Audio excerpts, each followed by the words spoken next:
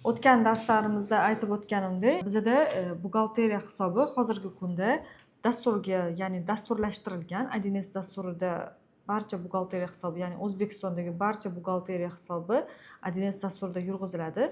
Hozir sizlarga kichkinagina operatsiyalarni ko'rsatib o'taman, qanday qilib ishlashini va 1S o'zi qanday dasturligini haqida ma'lumot berib o'taman. 1S dasturi bo'lib, mana dasturda bizada bir nechta menyular bor, ya'ni bo'limlar bor. O'sha bo'limlarga kirib, har bitta operatsiyani o'sha bo'limlar orqali amalga oshiriladi. Hozir sizlar bilan bank kassa orqali kassaviy dokument, ya'ni kassa operatsiyalarini ko'rsatib o'taman. Qanday qilib kassa operatsiyani qachon siz foydalanishingiz mumkin? Agar xodimlarga oylik ish haqini naqd pulda tarqatadigan bo'lsangiz, kassadan yoki naqd orqali pul yechib oladigan bo'lsangiz yoki chakana savdo bo'ladigan bo'lsa, deylik sizda o'sha chakana savdoni tushgan pullari, ya'ni naqd tushgan pullarni inkassatsiya qilganingizda barcha dokumentlar, hujjatlar kassaviy dokument orqali aylanadi va buxgalteriya operatsiyasini ham shu orqali amalga oshirishingiz kerak bo'ladi. Buning uchun biz kassaviy dokumentga kiramiz. Bizada mana botga birinchi bo'lib bizani qiladigan ishimiz, deylik, hisob raqamdan kassaga pul o'tkazib olishimiz kerak va kassaga o'tkazganni bankdan borib naqd qilib yechib olishimiz kerak.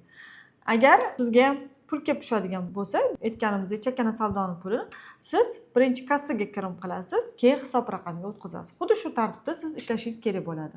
Hozir bizani qiladigan ishimiz, biza postupleniya qilamiz, ya'ni kassamizga asosiy hisob raqamdan pulni postupleniya qilib olamiz.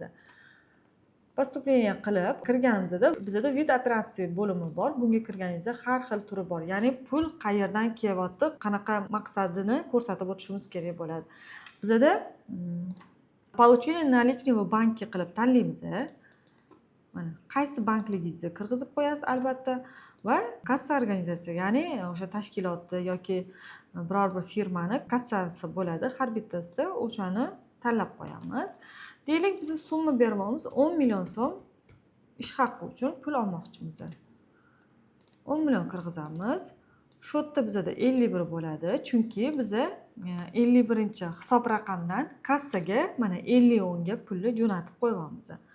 Proviziya zakrit qilamiz. Endi bu pulni biz yechib olishimiz kerak, ya'ni olib xodimga naqd olib, xodimga ish haqqi sifatida berishimiz kerak.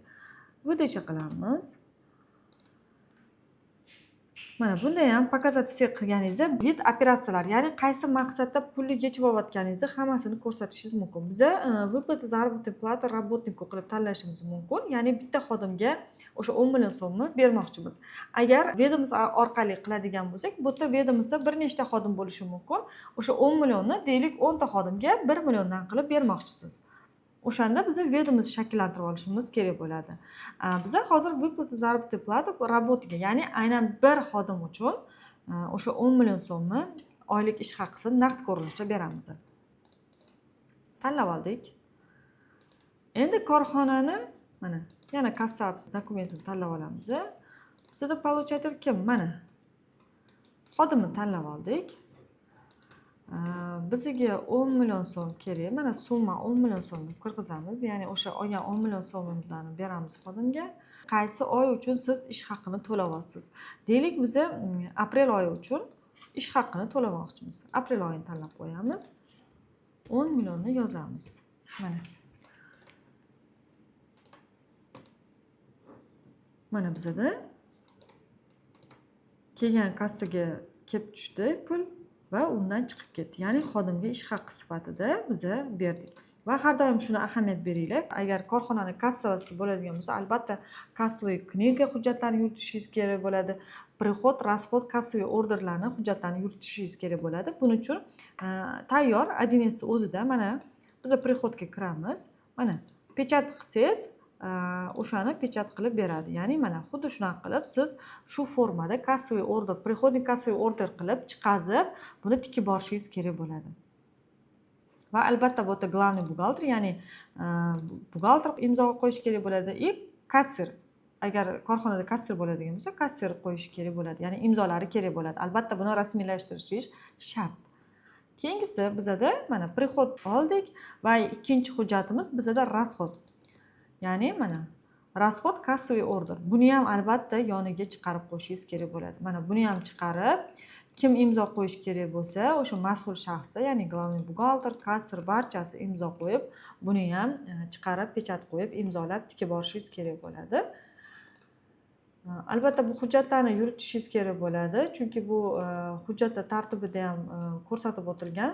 Bu sizga AdNS'da ishlaganingizda, ya'ni dasturni o'zini imkoniyatlari sizga tayyor shablon hujjatlar bilan, ya'ni qanaqa operatsiyani bajarsangiz, albatta uni o'zini hujjatini bemalol chiqarib, pechatli formasi bor, pechat qilib o'zingizga tikib borishingiz mumkin. Bu dasturni juda yaxshi imkoniyatlardan biri desam bo'ladi. Bugungi darsimiz shulardan iborat edi. Yana qo'shimcha darslarni ko'rib boring.